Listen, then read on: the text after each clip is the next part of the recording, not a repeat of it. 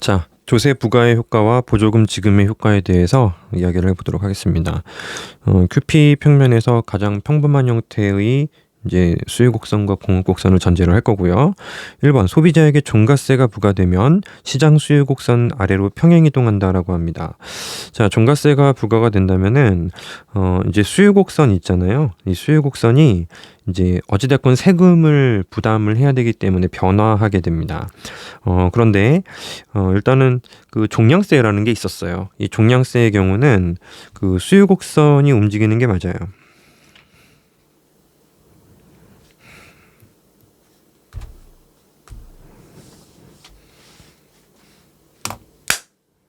다시. 자, 조세 부과의 효과와 보조금 지급의 효과에 대해서 이야기를 해보도록 하겠습니다. QP 평면에서 우하향하는 수요곡선과 우상향하는 공급곡선을 가정합니다. 가장 평범한 형태죠. 소비자에게 종가세가 부과되면 시장 수요곡선은 아래로 평행이동한다고 합니다. 일단은 그 뭐 법적인 귀착과 경제적인 귀착은 나중에 이야기하더라도 일단은 곡선의 변화에 대해서 먼저 이야기를 해볼 것인데, 이제 수요곡선이란 현재 주어져 있는 소비자가 사용하고 있는 수량 있잖아요. 거기에 대해서 내가 지불할 수 있는 용의 금액을 말하는 것입니다.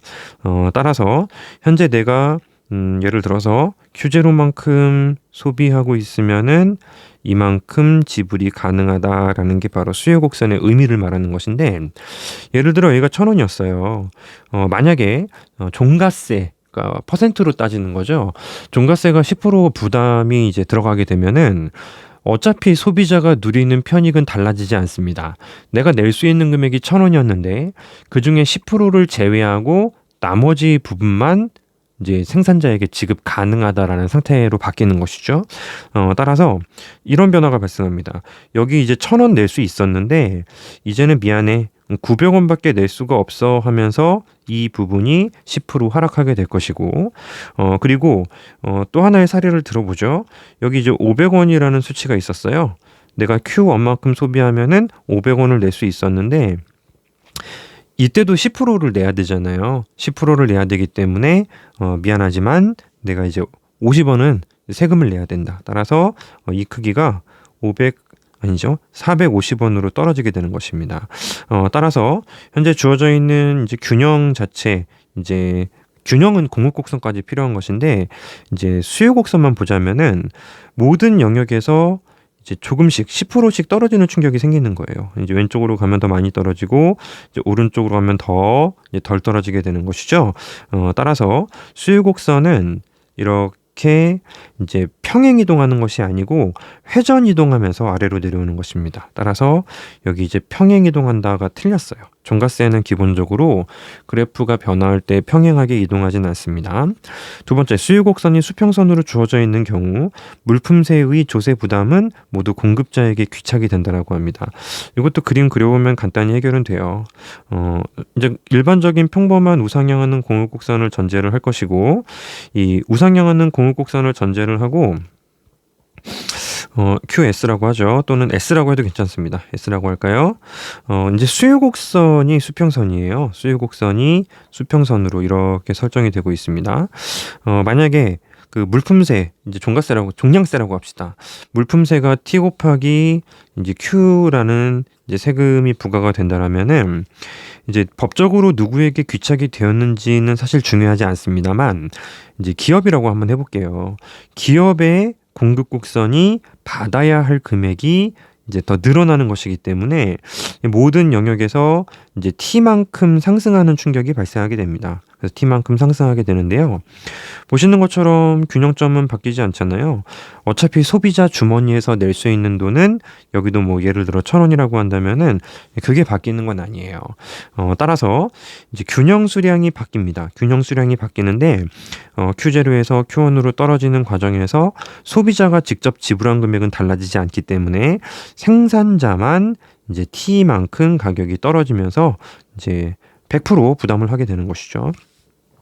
따라서 수요곡선이 수평인 경우에는 이제 공급자가 모든 부분을 귀착을 당하게 됩니다. 이거 X라고 해놓고 제가 아까 동그라미를 쳤네요. 여기 X. 이건 동그라미입니다.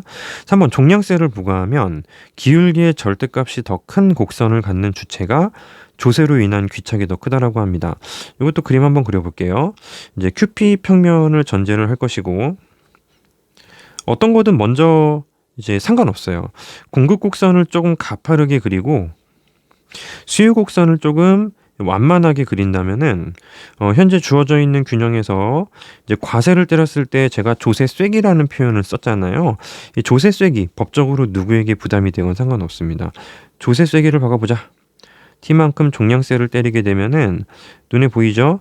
예, 초기 P0를 기준으로 소비자가 지불하는 금액은 조금 올라가고 이제 공급자가 수취하는 금액은 많이 떨어지게 됩니다. 자, 이 부분을 우리는 PS라고 하고 이 부분을 우리는 이제 PD라고 제가 많이 표현을 하죠.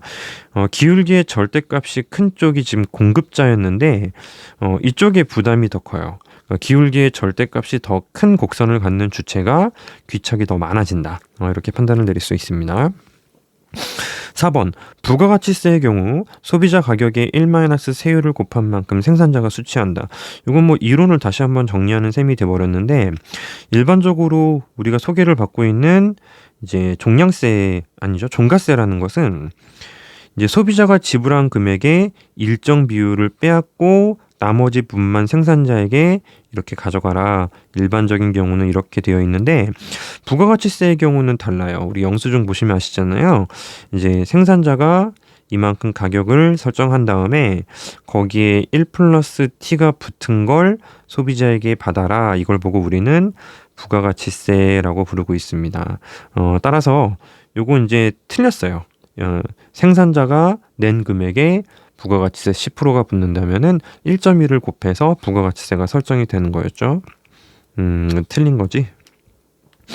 마지막 5번 보조금을 부과하는 경우 이제 소비자와 생산자 모두 후생이 증가하기 때문에 사회적 손실이 발생하지 않는다. 후생이 증가하는 건 맞아요. 이것도 그림을 한번 그려볼게요. QP 평면에서 수요 곡선이 있고 공급 곡선이 있다면은 이제 기존의 균형이 있을 거 아닙니까? 기존의 균형에서 이제 수요 곡선과 공급 곡선의 교점이 원래 균형이었다라고 한다면은 소비자 잉여와 생산자 잉여는 이렇게 우리가 조금은 눈에 잘 익히실 수 있을 것 같아요. 여기가 바로 소비자 잉여이고 요 밑에 있는 크기가 바로 생산자 잉여입니다. 잘 기억해 주세요. 근데 이제 보조금을 때리면은 이제 조세 쐐기를 박았던 것처럼 이렇게 해도 돼요.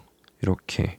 그러니까 공급자 입장에서 보조금이 만약에 법적으로 부담이 되어 있다면은 공급 곡선이 하방으로 내려가는 거죠. 따라서 균형점이 뭐 밑으로 내려가는데 위에 있는 차이만큼 뭔가 변화가 생기잖아요. 이런 의미를 갖습니다. 균형 수량은 늘었다. 균형 수량이 늘었는데 소비자들이 내는 금액은 떨어졌지만 보조금까지 고려를 했을 때 생산자가 수취하는 금액은 올라간다. 소비자가 1,000원 냈는데 이제 100원 보조금을 더해서 생산자가 가져간다. 이런 의미를 갖습니다. 그래서 이제 그 소비자 잉여는요. 이렇게 측정이 될 거예요. 기억나시죠? 위에 있는 삼각형보다 더 큰 영역이 바로 소비자 잉여가 되는 것입니다. 근데 이제 생산자 잉여는 마찬가지로 늘어나요. 보조금을 고려할 때 요 밑에 있는 삼각형이었는데 이제는 보조금을 고려하면 더 많이 받기 때문에 이제 생산자 잉여도 증가합니다. 복잡해 보이니까요. 다시 한번 이제 마인드 교재 등을 통해서 여러분들이 점검하시면 될 것 같습니다. 요 밑에로 한번 제가 색칠을 해볼게요. 소비자 잉여가 증가한 부분은 이만큼. 생산자 잉여가 증가한 부분은 이만큼이죠. 근데 정부가 보조금을 이제 직사각형만큼 지불을 해줘야 돼요. 정부가 지불한 직사각형은 이렇게 지금 면적으로 표시가 될 텐데요. 정부는 이 직사각형만큼 돈을 썼는데 소비자 잉여 증가분, 생산자 잉여 증가분의 합보다 보조금의 크기가 더 많습니다. 따라서 여기가 바로 자중손실이죠. 자중손실이 발생합니다. 자, 어떤 경우라 하더라도 모두가 후생이 증가하는 건 당연한데 이 교점을 떠나가게 되면은 자중손실이 무조건 발생해요. 자중손실이 발생하지 않는다라는 표현은 이제 잘못된 표현입니다.